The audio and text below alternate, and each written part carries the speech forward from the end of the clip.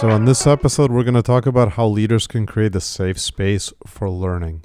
And there are so many data points about the importance of learning and development. There's one data point specifically that I was reflecting on this morning, just kind of re-blew my mind again. 86% of millennials would be kept from leaving their current position if training and development were offered by their employer. 86% of millennials. So, Scott, I can't wait for us to dive in. But before we do, just what a unique perspective you bring to this conversation. Your experiences as a scout sniper, inner school teacher, and then you bring that forward into your practitioner experiences. That's where I'd like to begin, Scott. What did you bring from your Marine days as well as from your teacher days into your practitioner world that was beneficial? Great question. I'll start with what I do.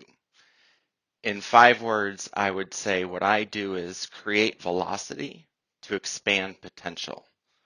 Right? Velocity requiring both direction and speed, and expanding potential rather than reaching potential, because what I'm most interested in is helping people go beyond what they currently believe to be possible.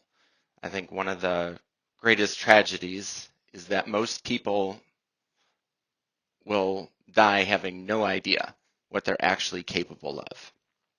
And a lot of people mistake the limits of their imagination with the limits of what's actually possible. What I learned in the Marine Corps was how to move beyond what I used to think was possible. The power of high-performing teams, the role that trust has in performance, and also the role of discipline in empowering creativity and freedom of action. In terms of teaching, what I bring is really understanding those affective filters that get in the way of learning and growing. We often talk about employee engagement. If you ever really want to practice getting engagement, go teach an inner city high school. That is a challenge. And so learning how to, on a daily basis, understand what those needs are of those learners and being able to get them in a position to be ready to learn in order to engage. Some of the backstory: when I started teaching at a high school that was very high performing, and students did exceptionally well. So when I brought that to some of the inner city schools, I was thinking, well, this is going to be great. I have all this great curriculum and all these great methodologies. I can't wait for this to really help turn things around.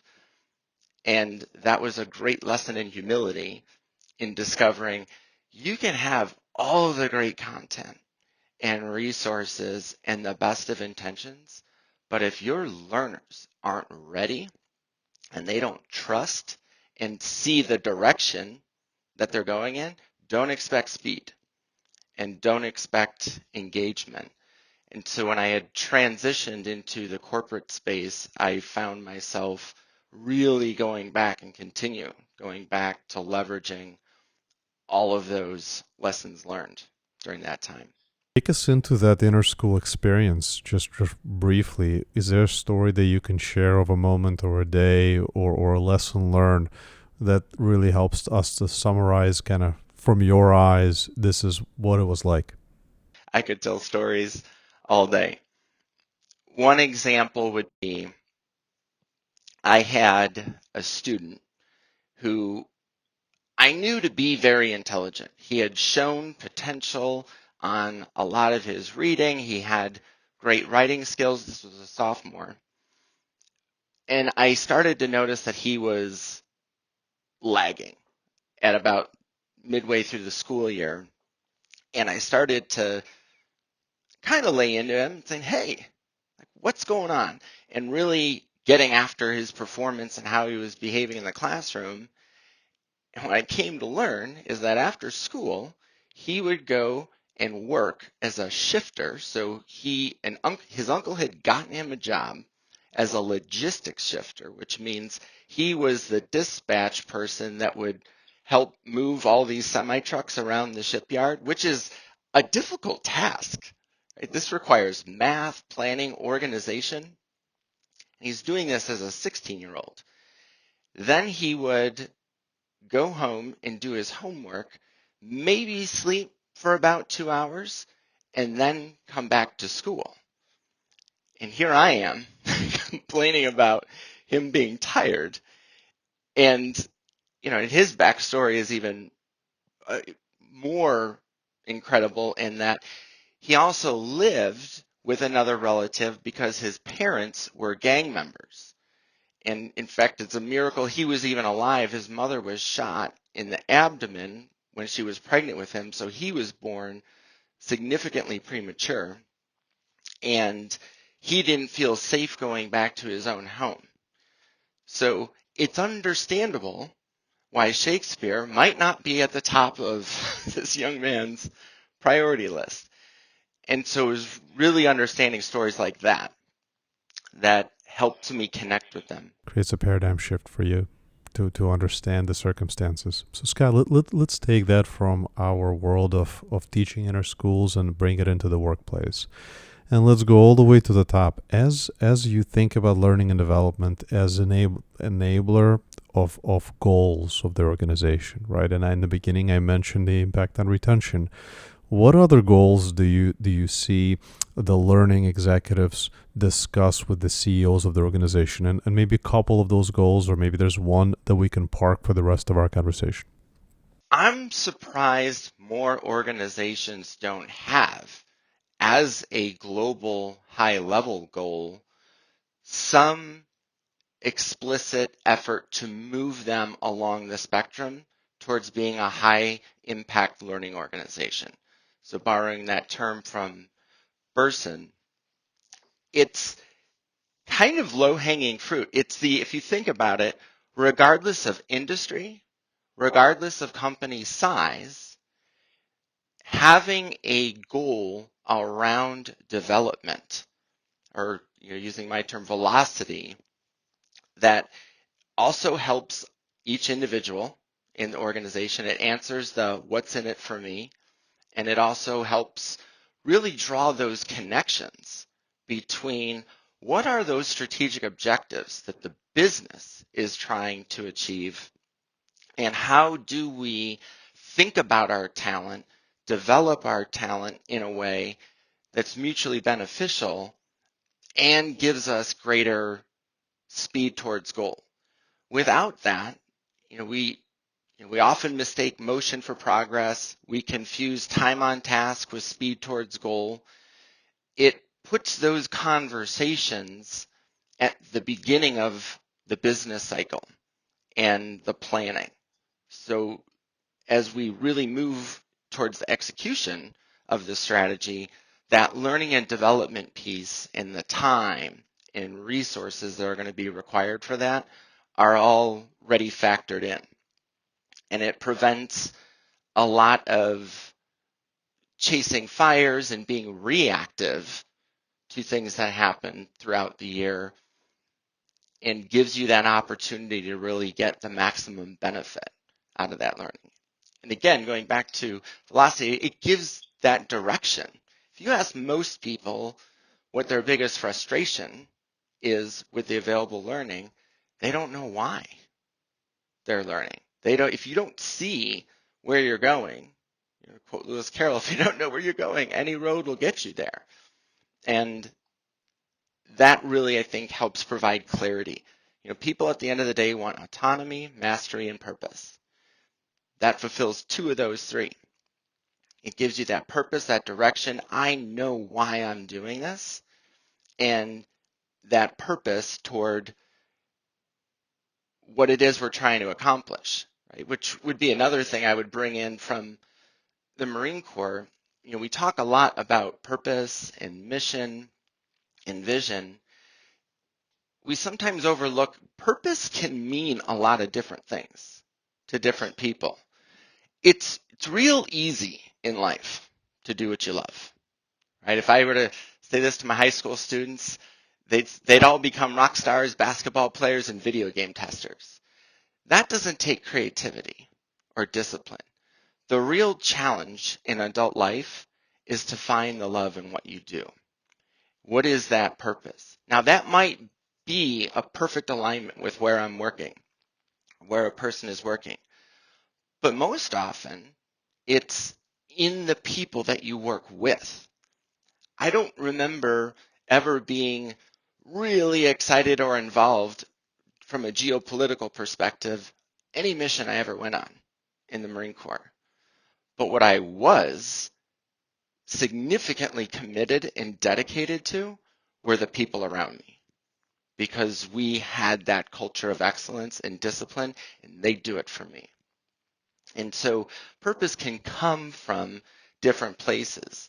And when you give people access to those systems and structures to do better, to be something better, you're much more likely to get progress along those lines. So kind of circling back to the goals, I think that would be the biggest focus. And how closely could that ideally, or how closely should it align to the goals? Should it be as simple and as straightforward as saying, look, our organization has the following KPIs, right? We know our leadership team is focused on them. We're going to work with our learning and development initiatives in order for our folks to be upskilled, in order for them to have the growth, to have the opportunities for them to be able to make the biggest impact? Or is there another way how to think about it, Scott? How would you have this conversation with the CEO that's staring at their most important KPIs because they want to make sure they deliver for the stakeholders of the business, and they're saying, all right, Scott, walk us through this. Where does L&D fit? I would steer the conversation towards capabilities, or I would say competencies, right? Making a distinction between knowledge, skills, capabilities, and competencies. And as we look at what are those big rocks or the big bucket items that we're trying to accomplish, this essentially goes back to strategic workforce planning. What are the competencies that are required in order for us to accomplish these? What has to be true from a talent perspective, which then gives us an ability to take a look at what we do have. And, a real organization that's forward thinking, they're not just thinking tactically, but strategically. What kind of problems do we want to be solving 6 months from now? That gives us, the learning team, a better idea of how to create a roadmap for how we start building those pathways so that we have that pipeline, we have that talent pool, and the mindsets to start solving those problems and thinking about those problems ahead of time. Again, being proactive in preparing as opposed to reacting, which is a lot of companies are struggling with right now. If you're waiting to figure out you don't have exactly the right headcount or talent to solve a particular business problem, and you're going to try to go out and buy that talent, it's too late in a lot of cases. There are too many costs and time involved in solving problems that way. So I would steer that conversation towards competency. And let's double click on that. Let's talk about just unpacking the people initiatives biggest missed opportunities from a learning perspective. And you introduced me to this term, tyranny of homogeneous excellence. Scott, walk me through what it means and what are some of the biggest missed opportunities out there that you're seeing? Biggest missed opportunity is not focusing on the learner requirements. We oftentimes look at the learning program. This is the content that we need. these are the programs we want to have, but we're not looking at, are the learners ready to interact, engage, and get the maximum value out of this opportunity? Kind of going back to my experience in inner city high school. No matter what I was bringing, wasn't going to matter until I had gotten them to a point. We always talk about meeting the learners where they are. Now, I agree. If we're talking about making sure that the content is at a level of complexity or difficulty where they can cognitively get value out of it, then I agree. There's a danger, however. I think the missed opportunity is a lot of organizations do too much in that. I would rephrase it. It's not so much meet the learners where they are, but know where they are. Know why they're there and what state they're in, right? So what is their state of engagement and readiness to learn? Once you know that, then the goal is get them to go on their own to the start line of a journey that you will then facilitate and take them on. There has to be that initial buy-in and preparation because you want to make sure everybody's adequately stretched, that they have the right resources in order to undergo the journey. Because the reality is, if people don't know why they're learning, if they don't know how they're going to apply it, if they're not willing to put effort into the learning, if they don't have the humility to even think they need it in the first place, you could put any program in front of that person, not going to make a difference. And unfortunately, what we do is we take the feedback from that person and we say, oh, this was a terrible program. And then it becomes a doom loop. And we continue catering to the lowest common denominator. It's interesting to really double click on the current mindset. What do you see as some of the challenges in terms of the mindset? I mean, in almost every conversation it comes up, people are stressed, anxious, overwhelmed, avalanche of notifications. Do you see the same? And if you do, how do you work with that in order to get them to, and I love this concept, how do you get them to the start line? Great question. So I'll think of this in terms of an analogy. If you think of, we oftentimes talk about our technology stack and make sure that it's integrated and compatible and that all the APIs work. People, you have to understand the hard drive or the hardware and the software. Right? At the end of the day, we're not human doings, we're human beings. And we're not just logical creatures, we're biological creatures. So you have to understand the hardware. And if you're going to try to take a team of people that are flooded with cortisol because their inbox is overflowing, they're constantly being given negative feedback, they're struggling to meet deadlines, it's biologically a fact they're going to make poor decisions, they're going to be less collaborative, and will not be creative. They are going to key into their lizard brain and they're going to become more selfish and more self-centered, not as a character flaw, but just as a reality. That's how people react to stress. So that's the hardware issue. And oftentimes what we're trying to do, to use, again, extend the analogy here, is we're trying to run Adobe Creative Cloud on a laptop with 4 gigabytes of RAM. It doesn't work. You don't even have to be a professional video editor to know. You put in a 30-second clip and it just shuts down. It cannot render. And so what we have to do is free up some of that space in order to get the hardware to function at all. And oftentimes it comes down to just prioritization, right? And then I've seen a number of organizations. I think everybody struggles with this. One company I was at, at an offsite, they put up the ruthless prioritization list. And even if you were in the front row, you couldn't read the font. It's like that is not prioritization. That's just creating a huge list. Again, back to velocity. If you want people to move fast, you have to give them clear direction. This is what we are monomaniacally focused on during this time so that we can better coordinate our efforts in getting to that destination. And kind of getting back, because I didn't fully answer your previous question about what I meant by the tyranny of homogeneous excellence, because we're talking about measurement and KPIs.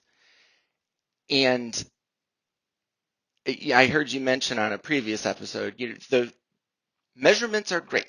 I would be very clear on that and say that they're useful and necessary. The asterisk next to that is beware, because what you measure, you will get more of. And I remember hearing the example of the bank teller who got the most accounts by manipulating the system and cheating clients.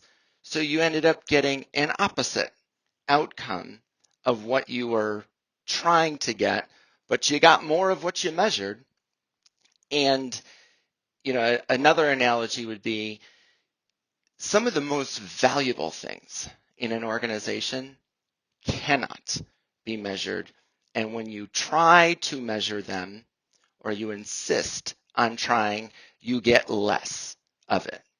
It's like if adding a speedometer to a car slowed it down. And there's a lot of people in business that would gladly do that. They'll say, oh yeah, I'll take 40 miles an hour off the top speed. At least I know how fast I'm going. There are some elements that we should be aware of. It's not that we don't use measurement, but we should have that keen sense of when measurement is actually adversely impacting business outcomes. Because a lot of times accountability is really only there to tell us who we're going to blame when something goes wrong. And we see a lot of this in performance management. If you're not improving performance, you're not managing it. You're slowing it down. And that would be another great example. Well, we have our measure, right? But you see in a lot of organizations, the entire HR function is essentially offline for 25% of the year to participate and facilitate a process that adds no value to the business and leaves the majority of people feeling dejected and disengaged. So it actually has an opposite effect. And, I've talked with a lot of people and I work with a lot of organizations and asking about this. It's few and far between. I have a conversation with somebody that's like, oh, man, performance management, that is awesome. And I loved every one of my performance management conversations. It often leaves people feeling more confused. And so, To your point, human beings, not human doings, right? Performance management alone is not, it's not the best way to inspire and to lead folks. But going back to our question here is, how do leaders enable the safe space for learning? And maybe walk our audience, Scott, through whether executive level, or do we drop this down to a manager level and talk about the role of the manager in creating the safe space? it has to exist all throughout the organization. People, I think I said this in our last conversation, leaders are thermostats. So and experience isn't, or example is not the best teacher, it's the only teacher in a lot of cases. What I see in working with a lot of organizations in learning and development or leadership development is that people's performance oftentimes only rises up to the level that leaders are visibly demonstrating. Only in rare exceptions, people that are just naturally insatiably curious. Will they go beyond that? But they are setting the bar and the limit. So it should be visible at all levels. From a more tactical perspective, when we're talking about time, however, that is, I think, the choke point that a lot of organizations get stuck on. How much time? When should we create that time, or how do we create that time? And it really comes down to prioritization. Put it on a calendar. If you show me your calendar, I will show you your priorities. And we often also don't really think about, when we talk about prioritization, we also don't talk about optimization. If you're checking your emails between 9 a.m. and 11 a.m., for most people, that's your sweet spot. That's when you should be doing your most difficult, creative, problem-solving work. I've seen some forward-thinking companies that are smart about this. Again, we're getting back to the hardware-software issue. Your hardware works a lot better, and your software programs run better at certain points in the day. We have natural peaks and valleys. And people are misusing those spots in time that they could be 10x productive, and they're sitting on Zoom calls or meetings where they don't need to be in on. Or they're, and people wonder then why they don't have time for learning. You didn't make it. You've got to set time aside. As you know, people often say they want to be a learning organization, or they want to make that a priority. But again, it's like what you do speaks so loudly, I can't hear a word that you say. Where are the actions? And I often find myself in a position, again, if use another analogy. If I'm your personal trainer and your goal is to lose 50 pounds this year, and I build you a great gym and give you access, and I create the best workouts, and you come back and say, yeah, but I got 5 kids and I got to work these 3 jobs. It's really hard to find time for that. I understand. I'm not here to tell you to get rid of your kids, and I'm not going to tell you to quit your jobs, but I'm obligated to tell you you're not going to run that marathon, and you're not going to lose 50 pounds this year. There is a science behind how people learn, how much time it takes to develop. It often comes down to acts of consistency, not acts of intensity. And that, I think, pushes people a lot more towards what we call scalable solutions, or microwaved learning opportunities. And that's fine. I get the compulsion to gravitate towards things that scale, but I often remind leaders, you know what else scales really well? Mediocrity and bad habits. And so if we really want to have learning be more a part of our strategy and contribute to the success of the organization, it has to be a behavioral priority that is visible at all levels of the organization. And I would even take it further, since we're talking about leaders and managers. A manager's first responsibility should be the development of their people, in helping them advance and grow.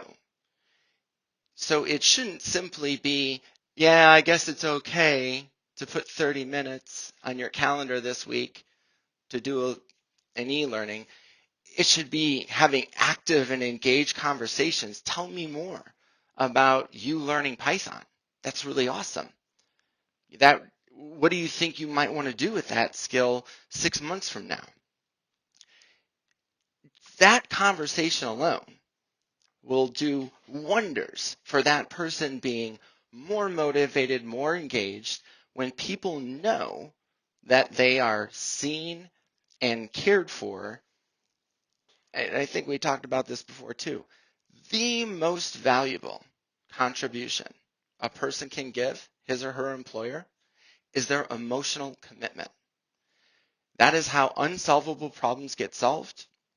That is how the impossible projects become possible.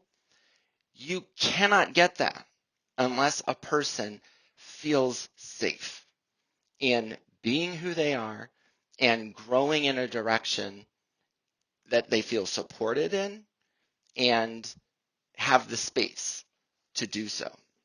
Emotional commitment as the linchpin to do the impossible. Fascinating, Scott. When you think about the prioritization of learning and development activities, is there a percentage in your mind that, or a percentage that comes to mind? And also, how would you compare that to your experiences in the military? What percentage of time was allocated to training versus other activities? So when it's a matter of life or death, so in the military, 80% of the time is spent training and 20% optimally would be spent operating. However, in the corporate world, you only find the inverse of that in your snow cones and unicorns companies that give you that magical coveted 20%, which if you double click on that, you look into your Googles and some other companies, we could talk about the 80-20 rule. 80% of their revenue driving products and innovations tend to come from that 20% time given to employees to collaborate and innovate outside of structured work activities. But again, kind of going back to the tyranny of homogeneous excellence, because there is such a strong gravity to, because you can't manage what you don't know.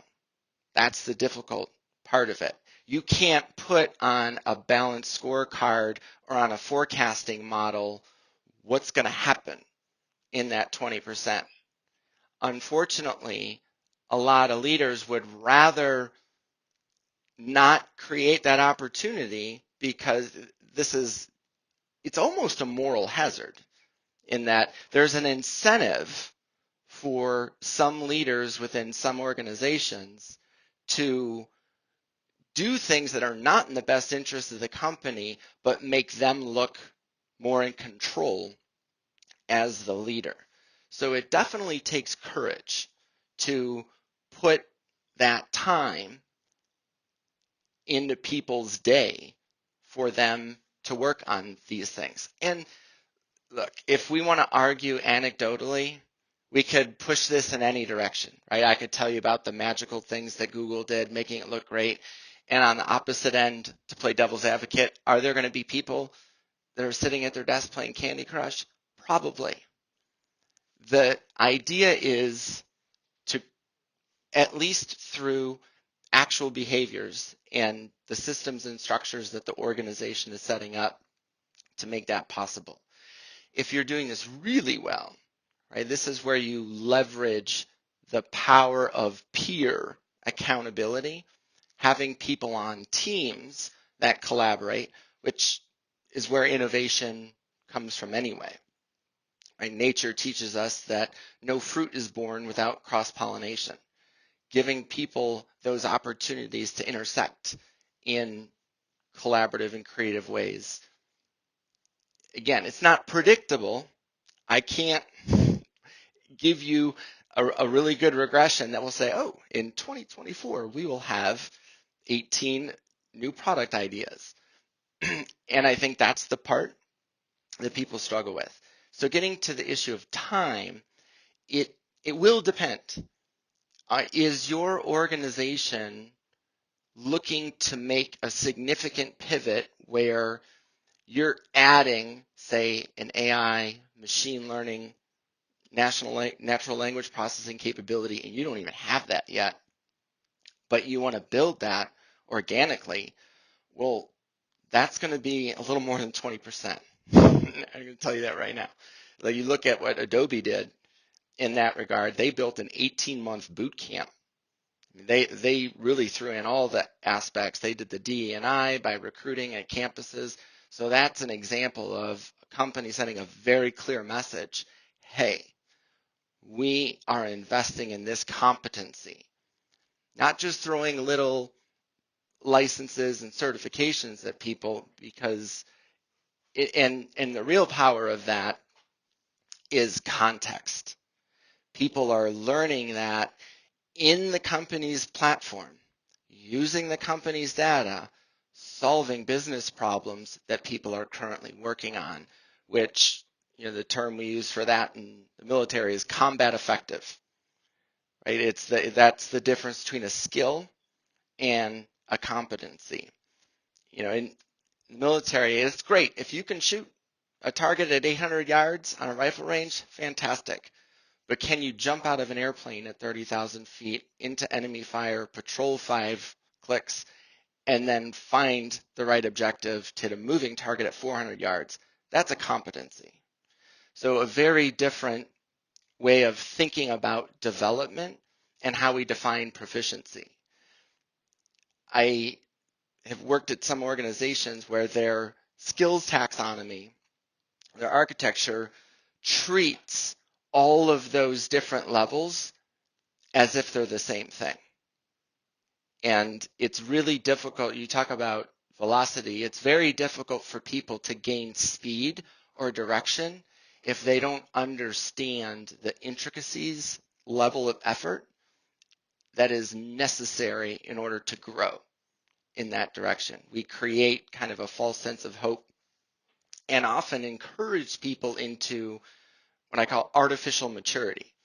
Right? I Googled it. Right? And so there's that familiarity with the concept, but not an ability to actually apply it in a strategic or a creative way.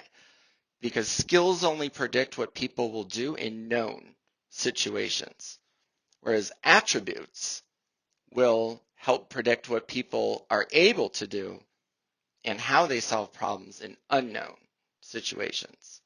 And as we know, the business world and work life very seldom throws at us contained, predictable situations and problems. And so it's that learning agility, again, so the systems and structures of a learning and development ecosystem should mirror that if we want people to be able to apply what it is that they are learning. And that should be the goal, right? The goal should be application of their knowledge for their own to create more value as the individual that creates value for their organization. So Scott, let's give advice to some of the audience folks. As you know, these are typically champions inside organizations.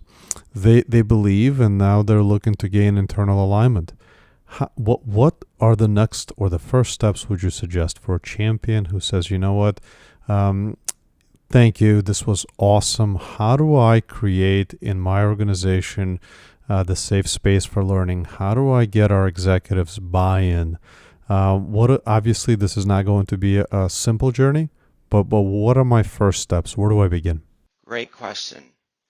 And each organization is unique in some ways, and this challenge is the same in many ways as well.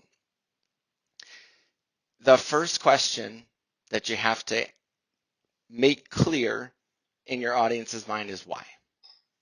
You need to connect with what is it that we are hoping to accomplish and be able to develop a clear line of sight how this development is going to help speed our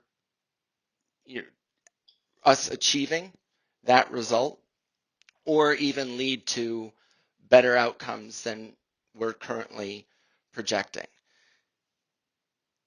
And the way I have typically done that with different organizations is starting with that end in mind, kind of taking a 7 habit from Covey and reverse architecting from current state to future state using tools like taxonomies, like if we think about Bloom's.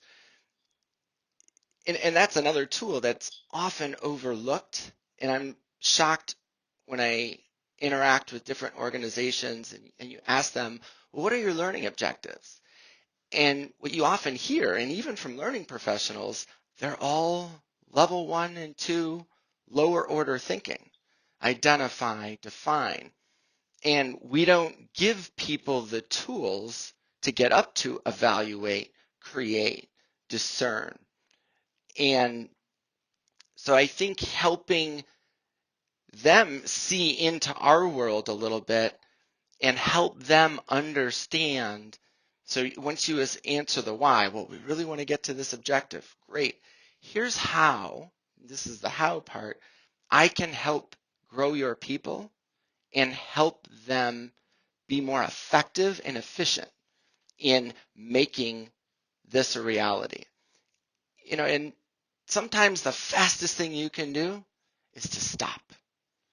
If you're in a bike race and your tire's flat and your chain's falling off, the compulsion is to be like, well, I got to pedal faster, I'm in a race. And it's like, no, stop, get off, fill up the tire, fix your chain, because there's zero way you're going to win under the current conditions. Same thing going back to the hardware-software issue. If your laptop fan is on and it's spinning and it's about to overheat, you've got 1,000 windows open, stop. You need to reboot, close things down, save what needs to be saved, go back and optimize the hardware and the software to get where you're hoping to go. And we are too often just patterned into bad ways of thinking because you know what you know. And being able to think more strategically and helping other leaders understand how learning is a strategic partner and asset to achieving business outcomes is, I think, going to be that's kind of the new conversation, and it's a new necessity for a lot of companies. So, the onus on learning leaders is to be able to have those conversations, but to be clear, the programs and types of learning and development that you're offering actually have to deliver. And that means they need to be based on acts of consistency, not acts of intensity. They can't be decontextualized, what I call stunts, right? We're going to, and we also have to really be responsible practitioners in understanding the business. Can you read a P&L? Do you get how the business strategy is operationalized so that you can help support it? Because if the learning doesn't match and integrate and help connect people to where they are in their journey and giving them the tools that they need to drive impact, it's not going to matter how much time they give us. So the first step is really making sure that the development meets the needs of the business and that individual. Then you can start building a case for more time for that to happen. But the reality is a lot of learning and that effort is essential in order for effective learning to take place. Start with the end in mind, Scott. I know you're a self-described ruthless pragmatic. I think you absolutely lived up to that in this conversation. This has been really, really amazing. I appreciate what you brought to the table from, the military to inner school to to the way you see yourself as a practitioner that's working with organizations to create impact. Scott, thank you. I look forward to future discussions. Appreciate you jumping on. Thank you.